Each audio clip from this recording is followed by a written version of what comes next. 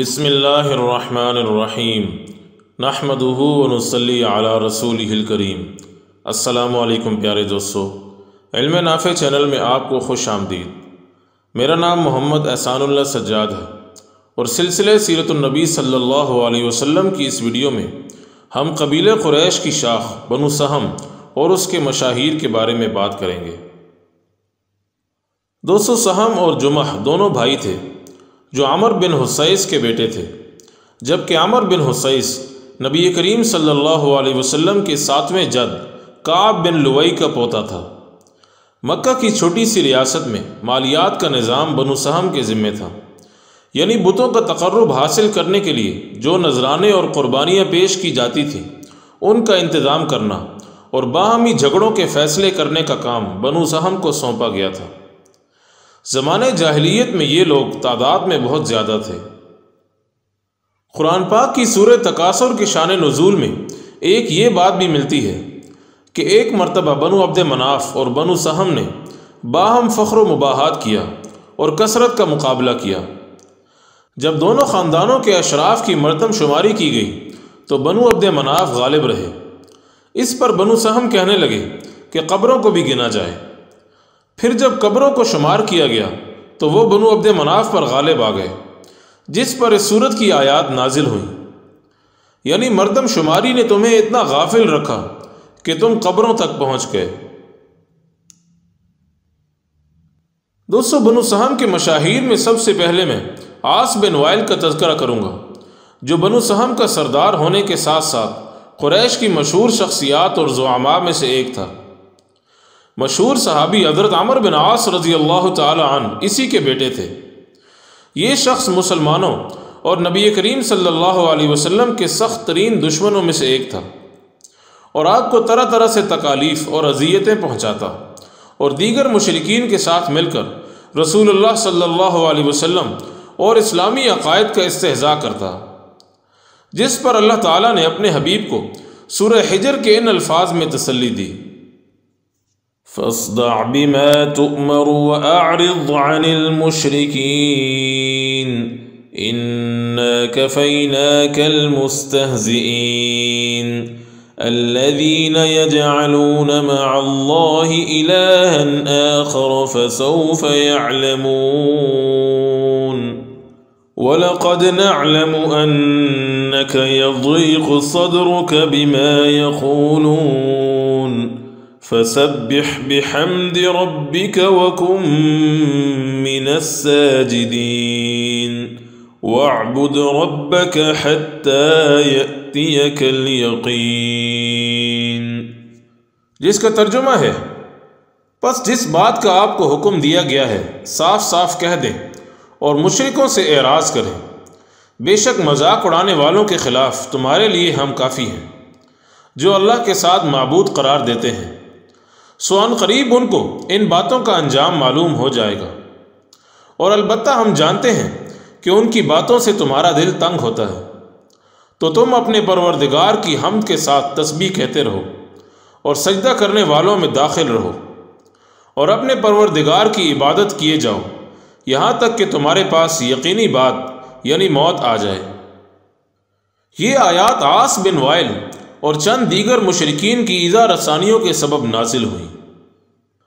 دوستو، آپ میں سے اکثر نے ظہور اسلام سے قبل امن و امان کے قیام کے لیے کیے جانے والے ایک تاریخی معاہدے حلف الفضول کے بارے میں ضرور سنا ہوگا، جس میں نبی کریم صلی اللہ علیہ وسلم نے بھی شرکت کی تھی، اور اس وقت آپ کی عمر تقریباً 20 سال تھی۔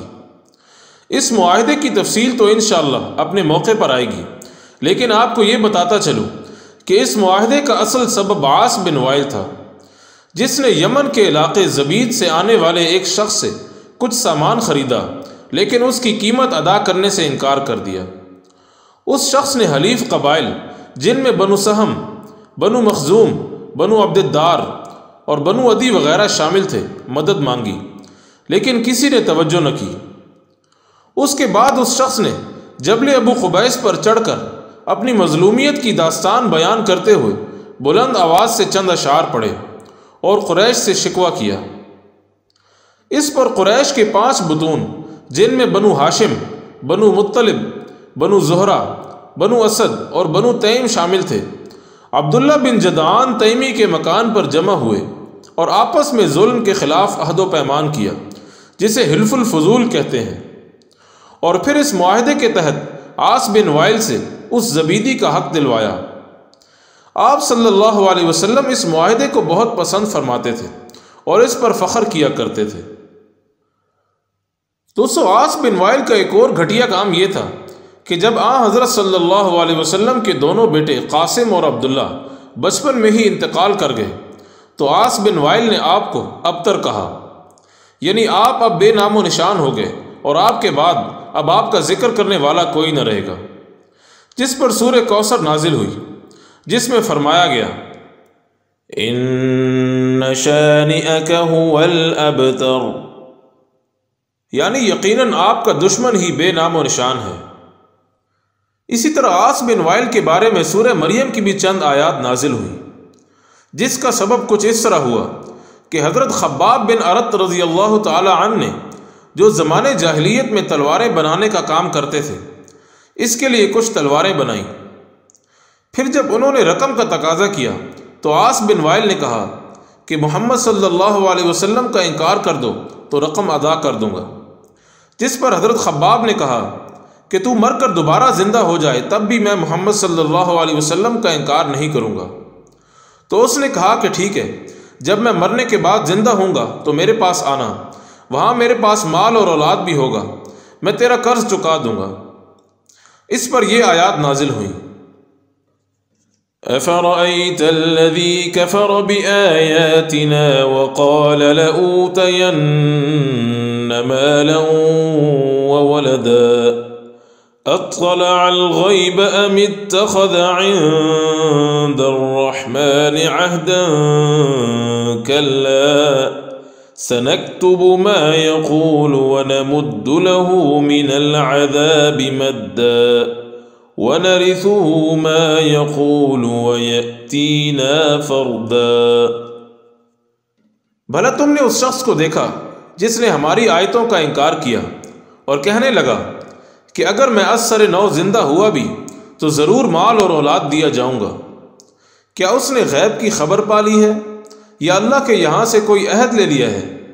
ہرگز نہیں، وہ جو کچھ کہتا ہے ہم اس کو لکھ لیں گے اور اس کے لیے آہستہ آہستہ عذاب بڑھا دیں گے، اور جو چیزیں وہ بتاتا ہے ان کے ہم وارث ہوں گے، اور وہ بالکل اکیلا ہمارے سامنے آئے گا۔ دوستو، عاص بن وائل کے بیٹے عمر بن عاص اور ہشام بن عاص صحابیت کے درجے پر فائز ہوئے۔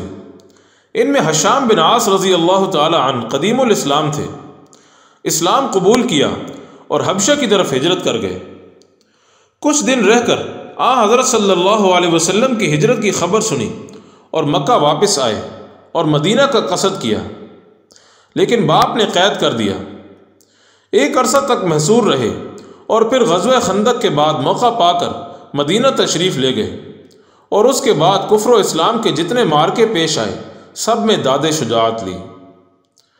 بالآخر سن 13 ہجری میں فلسطین کی سرزمین پر مارکہ یاجنادین میں بہادری سے لڑتے ہوئے جام شہادت نوش کیا۔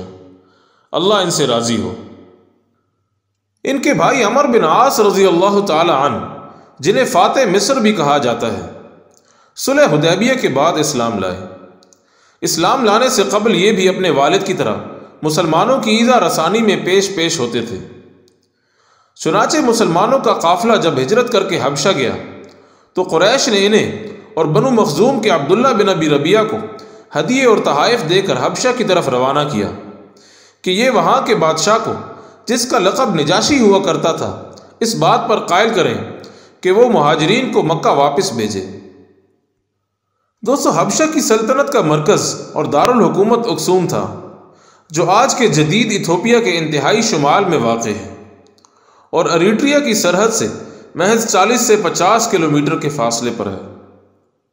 بہرحال قریش کی تمام کوششیں ناکام رہیں اور نجاشی نے مسلمان مہاجرین کو واپس بھیجنے سے انکار کر دیا۔ بدر و احد اور خندق کے موقع پر عمر بن عاص رضی اللہ تعالی عنہ مشرکین کی صفوں میں شامل رہے، اور غزوہ خندق کے بعد یہ اسلام سے متاثر ہونے لگے اور مسلمانوں کی مخالفت سے رفتہ رفتہ کنارہ کشی اختیار کرنا شروع کر دی۔ مسند امام احمد بن حنبل میں ان کا اسلام لانے کا پورا واقعہ انہی کی زبانی موجود ہے، جس کی تفصیل انشاءاللہ پھر کسی موقع پر بیان کروں گا۔ خلاصہ یہ ہے کہ انہوں نے چند اشخاص کے ساتھ مل کر حبشہ جانے کا ارادہ کیا کہ اگر محمد صلی اللہ علیہ وسلم ہماری قوم پر غالب آ گئے تو ہم لوگ نجاشی کے پاس ہی ٹھہر جائیں گے، اور اگر ہماری قوم غالب آ گئی تو ہمارے ساتھ ان کا طرز عمل بہتر ہی ہوگا۔ چنانچہ نجاشی کے لیے بہت سا چمڑا لے کر حبشہ پہنچ گئے۔ وہاں انہوں نے حضرت عامر بن امیہ ضمری رضی اللہ تعالی عنہ کو دیکھا تو نجاشی کو تحفے دے کر اس سے درخواست کی کہ وہ اگر انہیں قتل کرنے کے لیے ہمارے حوالے کر دیں تاکہ قریش کو معلوم ہو جائے کہ ہم نے محمد صلی اللہ علیہ وسلم کے سفیر کا سر قلم کر کے ان کا بدلہ لے لیا ہے۔ نجاشی یہ درخواست سن کر بہت غضبناک ہوا اور اس نے انتہائی افسوس کا اظہار کیا اور انہیں سمجھایا۔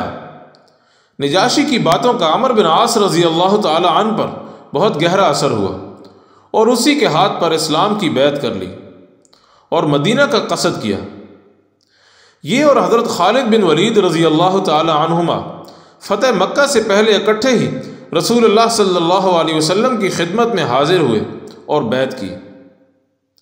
اسلام لانے کے بعد حضرت عمرو بن عاص رضی اللہ تعالی عنہ کفر و شرک کے استحصال میں اسی شد و مد سے کمر بستہ ہو گئے جس طرح پہلے اس کی مخالفت میں تھے۔ سریہ ذات السلاسل میں نبی کریم صلی اللہ علیہ وسلم نے انہیں قبیلہ خزاعہ کی سرکوبی کے لیے 300 مجاہدین کا قائد بنا کر بھیجا۔ اسی طرح فتح مکہ کے بعد جب حضرت صلی اللہ علیہ وسلم نے عرب کے بت قدوں کو ڈھانے کے لیے مختلف دستے روانہ کیے، ان میں بنو حذیل کے سوا بت کے صنم قدے کو ڈھانے کے لیے حضرت عمرو بن عاص رضی اللہ تعالی عنہ کو متعین کیا۔ اس کے بعد نبی کریم صلی اللہ علیہ وسلم نے آس پاس کے حکمرانوں کے نام دعوت اسلام کی غرض سے خطوط بھیجے۔ اس سلسلے میں عمان کے حاکموں کے پاس خط لے جانے کی خدمت عمرو بن عاص رضی اللہ تعالی عنہ کے سپرد ہوئی، جس پر وہاں کے حاکم مشرف باسلام ہوئے۔ اس کے بعد آپ صلی اللہ علیہ وسلم نے عمرو بن عاص کو عمان کا والی بنا دیا اور یہ آپ کے وصال تک وہیں مقیم رہے۔ دوستو، شام کی فتوحات میں بھی حضرت عمرو بن عاص رضی اللہ تعالی عنہ کا بہت نمایاں کردار رہا۔ شام کی طرف بھیجے جانے والے 4 بڑے لشکروں میں آپ ایک لشکر کے قائد تھے اور فلسطین کی مہم پر مامور ہوئے۔ معرکہ اجنادین، فتح دمشق، معرکہ فحل اور جنگ یرموک میں نمایاں کردار ادا کیا۔ شام کی فتوحات کے بعد امیر المومنین حضرت عمر رضی اللہ تعالی عنہ کی اجازت سے مصر کی طرف رخ کیا اور فاتح مصر کہلائے۔ مصر میں فسطاط شہر کی بنیاد رکھی جو مسلم مصر کا پہلا دارالحکومت تھا۔ بعد میں جب اس شہر کے شمال میں قاہرہ تعمیر ہوا تو یہ شہر بھی اسی میں ضم ہو گیا۔ اس شہر کے وسط میں آپ نے جامع مسجد عمرو بن عاص تعمیر کروائی جو مصر اور براعظم افریقہ میں قائم کی جانے والی پہلی مسجد ہے، جسے تاج الجوامع یا مسجد عتیق بھی کہا جاتا ہے۔ اسکندریہ کی فتح کے بعد حضرت عمرو بن عاص رضی اللہ تعالی عنہ نے برقہ کا رخ کیا اور اس کے بعد طرابلس بھی فتح کر لیا جو آج کل لیبیا کا دارالحکومت ہے۔ یاد رہے کہ ماضی میں لیبیا کا علاقہ 3 بڑے صوبوں یا اقالیم میں تقسیم رہا جو برقہ، طرابلس الغرب اور فزان پر مشتمل ہیں۔ دوستو، طرابلس کے نام سے جسے انگریزی میں ٹرائپولی کہتے ہیں 2 شہر ہیں۔ ان میں ایک لبنان میں واقع ہے جسے فرق کرنے کے لیے طرابلس الشام کہتے ہیں، جبکہ لیبیا کے دارالحکومت کو اس کے مقابلے میں طرابلس الغرب کہا جاتا ہے۔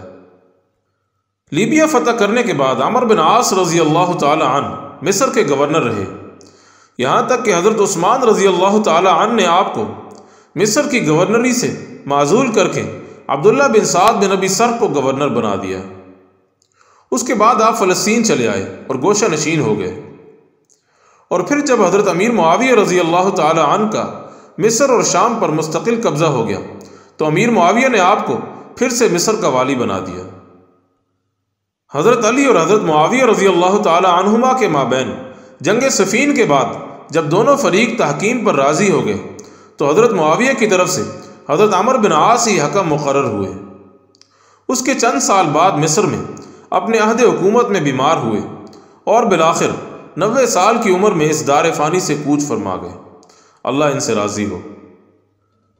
دوستو، حضرت عمر بن عاص رضی اللہ تعالی عنہ کے بیٹے حضرت عبداللہ بن عمرو رضی اللہ تعالی عنہ اپنے والد سے پہلے اسلام لائے۔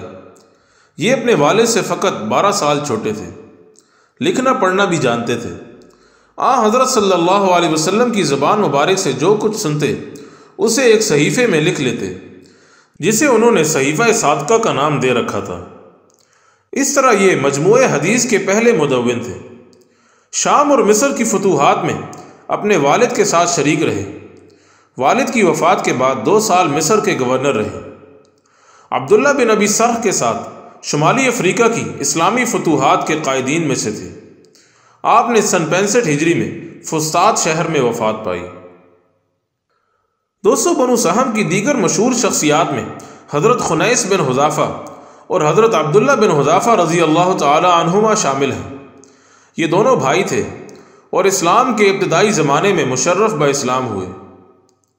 خنیس بن حذافہ ام المومنین حضرت حفصہ رضی اللہ تعالی عنہا کے پہلے شوہر تھے، جو غزوہ احد میں زخمی ہوئے اور کچھ عرصے بعد وفات پا گئے۔ ان کے بھائی عبداللہ بن حذافہ رضی اللہ تعالی عنہ وہ صحابی تھے جن کے باپ کے متعلق لوگ شک کیا کرتے۔ چنانچہ ایک مرتبہ رسول اللہ صلی اللہ علیہ وسلم نے جلالی کیفیت میں فرمایا کہ مجھ سے جو پوچھنا چاہتے ہو پوچھو، میں جواب دوں گا۔ اس پر عبداللہ بن حذافہ نے کھڑے ہو کر عرض کیا کہ یا رسول اللہ، میرا باپ کون ہے؟ آپ نے فرمایا کہ تیرا باپ حذافہ ہے۔ انہی کو حضرت صلی اللہ علیہ وسلم نے صلح حدیبیہ کے بعد شہنشاہ ایران خسرو پرویز کے پاس دعوت نامہ لے جانے کی خدمت سپرد کی۔ کسریٰ کو جب یہ خط پڑھ کر سنایا گیا تو اس نے خط چاک کر دیا، جس کے کچھ عرصے بعد اس کے بیٹے نے اسے قتل کر دیا۔ اس واقعے کی تفصیل انشاءاللہ اپنے موقع پر آئے گی۔ حضرت عمر بن الخطاب رضی اللہ تعالی عنہ کی خلافت کے زمانے میں رومیوں نے 80 مسلمانوں کو، جن میں عبداللہ بن حذافہ بھی تھے، قیدی بنا لیا اور آپ کو مختلف طریقوں سے اذیتیں اور تکالیف پہنچائیں اور کفر پر مجبور کرتے رہے، لیکن آپ نے صاف انکار کر دیا۔ بالآخر شاہ روم نے تھک ہار کر ان سے کہا کہ چلو میرے سر ہی کو چوم لو، میں تمہیں اور تمہارے ساتھیوں کو چھوڑ دوں گا۔ عبداللہ بن حذافہ نے اس کے سر کو چوم لیا تو قیصر روم نے ان سب کو رہا کر دیا۔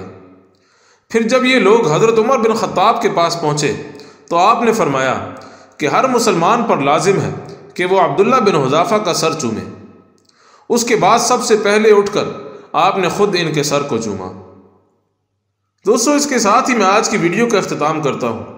امید ہے کہ آپ کو ویڈیو پسند آئی ہوگی۔